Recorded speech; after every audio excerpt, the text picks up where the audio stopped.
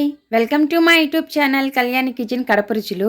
ఈరోజు ఈ వీడియోలో గ్రీన్ పీస్ పొటాటో మసాలా కూర అయితే తయారు చేసి చూపించబోతున్నాను. ఇది రోటీలోకైనా చపాతీ రైస్ బిర్యానీ ఎందులోకైనా కూడా చాలా టేస్టీగా అయితే ఉంటుంది. నేను ఈ మసాలా కర్రీ చాలా ఈజీగా సింపుల్ ప్రాసెస్లో అయితే చూపించేస్తాను. ఒక్కసారి టేస్ట్ చేశారంటే అస్సలే వదలరు, మళ్ళీ మళ్ళీ చేసుకుంటూ ఉంటారు.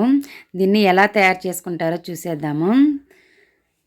1/2 కిలో టమోటాలు అయితే శుభ్రంగా వాష్ చేసుకొని పక్కన పెట్టుకోవాలి. అలాగే పొటాటోస్ కూడా నేనైతే 2 తీసుకున్నాను. ఇవైతే 300 గ్రామ్స్ ఉన్నాయి. పీల్ తీసేసి శుభ్రంగా వాష్ చేసుకొని పక్కన పెట్టుకోవాలి. ఒక 6 పచ్చిమిరపకాయలు, ఒక ఉల్లిపాయ, కరివేపాకు, వాష్ చేసి కట్ చేసి పెట్టుకున్న కొత్తిమీర, ఇవి శుభ్రంగా వాష్ చేసుకొని సన్నగా అయితే కట్ చేసి పక్కన పెట్టుకోండి. మెయిన్ ఇంగ్రీడియంట్ వచ్చేసి గ్రీన్ పీస్ ఫ్రెష్గాను తీసుకోండి, కాయలు ఒలుచుకోండి, చాలా బాగుంటాయి. సాల్టు, వెల్లుల్లి, అల్లం, చెక్క, లవంగాలు ఒక ఇంచండి, ఒక 6 ఉంటాయి లవంగాలు, క్యాజు, కొద్దిగా ధనియా పొడి 2 టేబుల్ స్పూన్స్, 1 టేబుల్ స్పూన్ కారపొడి, 1/4 టీ స్పూన్ పసుపు, 1/4 teaspoon garam masala. Stove వెలిగించి ఫస్ట్ కడాయి అయితే పెట్టేసుకుంటున్నాను. అందులో కొద్దిగా ఆయిల్ అయితే వేసుకోండి. నేనైతే ఒక 45 టేబుల్ స్పూన్స్ ఆయిల్ అయితే వేసాను. ఆయిల్ వేసిన తర్వాత ఫస్ట్ అల్లం వెల్లుల్లి వేసి, తర్వాత పచ్చిమిరపకాయలు కూడా ఘాట్లు పెట్టి వేసుకోండి, చిట్లుతాయి అవి. తర్వాత ఉల్లిపాయ ముక్కలు కట్ చేసి ఈ విధంగా వేసుకోండి. ఉల్లిపాయ అనేది పూర్తిగా వేసేద్దండి. ఒక ఉల్లిపాయలో హాఫ్ కట్ చేసి అయితే ఈ విధంగా వేసుకోండి పీసెస్లో. తర్వాత కాజు కూడా వేసి, 1 ఇంచు చెక్క, 6 లవంగాలు వేసి అలా లో ఫ్లేమ్లో అన్నీ వేయించుకోవాలండి. మీడియం ఫ్లేమ్లో కూడా కాదు, లో ఫ్లేమ్లోనే వేయించుకోవాలి. ఇలా చూపించిన టమోటాలు 1/2 కిలోలో ఒక 2 అయితే తీసుకొని 4 భాగాలుగా కట్ చేసి అయితే వేసాను ఒక్కొక్క టమోటాని. అవి టమోటా అనేది ఎక్కువ మనకు మగ్గాల్సిన అవసరం లేదు, కొద్దిగా లైట్గా 1 నిమిషం పాటు అలా వేయించుకుంటే సరిపోతుంది.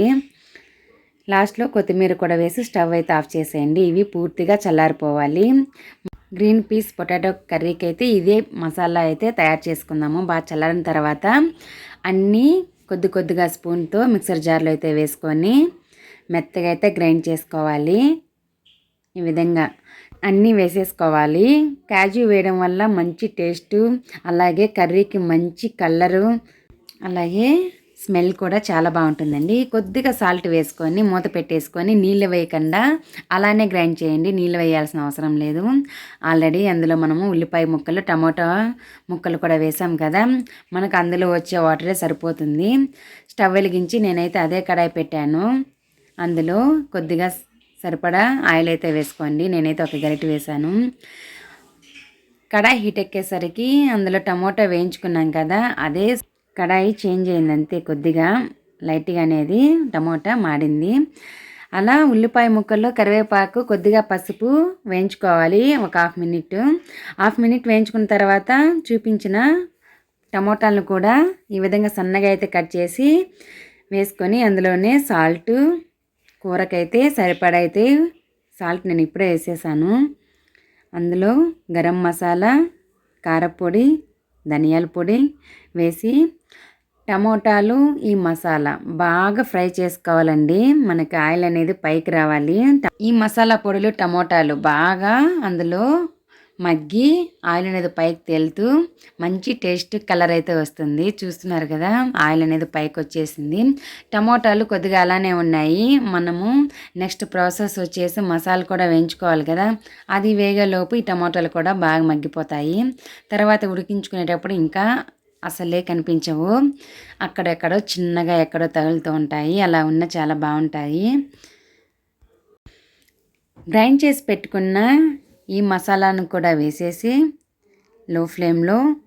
లో టు మీడియం ఫ్లేమ్లో ఒక 5 to 6 మినిట్స్ అయితే వేయించుకోవాల్సి వస్తుంది. చూస్తున్నారు కదా, ఆయిల్ అయితే పైకి తేలుతుంది. ఆ విధంగా అయితే మనము వేయించుకుంటూ ఉండాలి. కాజు వేసాం కాబట్టి తొందరగా అడగంటేస్తుంది. హాఫ్ మినిట్కి ఒకసారి వేయించుకుంటూనే ఉండాలి. ఇలా ఒక 6 మినిట్ అయిపోయిన తర్వాత మసాలా అనేది మనకి బాగా వేగుతుంది. అలా వేగిన తర్వాత గ్రీన్ పీసు పొటాటోస్ని అయితే నేను ఈ విధంగా కట్ చేసుకున్నాను. ఎలా కట్ చేసుకోవాలో మీకు నచ్చినట్టు కట్ చేసుకోండి. నేనైతే కొంచెం పెద్ద పీసులు అయితే కట్ చేశాను, చూడటానికి తినడానికి బాగుంటుందనేసి. 1 నిమిషం పాటు ఈ విధంగా బాగా మిక్స్ చేసుకొని ఇంకోసారి కూడా మిక్స్ చేసుకోవాలి. అప్పుడప్పుడు మిక్స్ చేసుకుంటూనే ఉండండి, తొందరగా అడుగంటేస్తుంది. ఇలా ఒక 2-3 నిమిషాలు గ్రీన్ పీసు పొటాటోను ఈ మసాలాల్లో బాగా మగ్గించుకున్న తర్వాత మీకు కావాల్సినన్ని నీళ్ళు నేనైతే 1 గ్లాసు వేసాను ఫుల్గా. మీకు ఎన్ని నీళ్ళు అవసరమైతే అన్ని అయితే వేసుకోవచ్చు. కొంతమంది గట్టిగా ఇష్టపడతారు, కొంతమంది పల్చగా ఉంటే ఇష్టపడతారు. నేనైతే అంత గట్టిగానే లేదు, అంత పల్చగానే లేదు, నార్మల్గా ఉండేట్టుగా అయితే చూసుకొని బాగా మిక్స్ చేసుకొని లో ఫ్లేమ్లో మూత పెట్టుకొని ఈ విధంగా మనకి ఉడుకుతున్నాయి కదా, అలా పొంగొస్తున్నప్పుడు మూత తీసేసి ఒకసారి బాగా మిక్స్ చేసుకోవాలి. తర్వాత మీడియం ఫ్లేమ్లో ఇంకో మూత పెట్టేసి ఇంకో ఒక 5 మినిట్స్ పాటు ఉడికించుకోవాలి. కలర్ అయితే ఫుల్గా చేంజ్ అయిపోయింది కదా, మనకి గ్రేవీ అనేది థిక్గా తయారైంది. మనము కాజు వేయడం వల్ల కర్రీ అనేది సిల్కీగా చాలా టేస్టీగా అయితే ఉంటుందండి. చూడడానికి మంచి లుక్ ఉంటుంది కాజు వేయడం వల్ల. ఇది రోటీ చపాతీ పర్ఫెక్ట్గా ఉంటుందండి. ఇంకా తర్వాత వచ్చేసి నెక్స్ట్ ప్లేస్లో బిర్యానీ ఉండొచ్చేమో. రోటీలోకి సూపర్గా ఉంటుంది, ఎన్ని తింటారో లెక్కే లేదు ఈ కర్రీతో అయితే. స్టవ్ అయితే ఆఫ్ చేసేసి కొత్తిమీర వేసుకొని ఒకసారి మూత పెట్టేసేయండి. అలా 2 నిమిషాలు వదిలేయండి.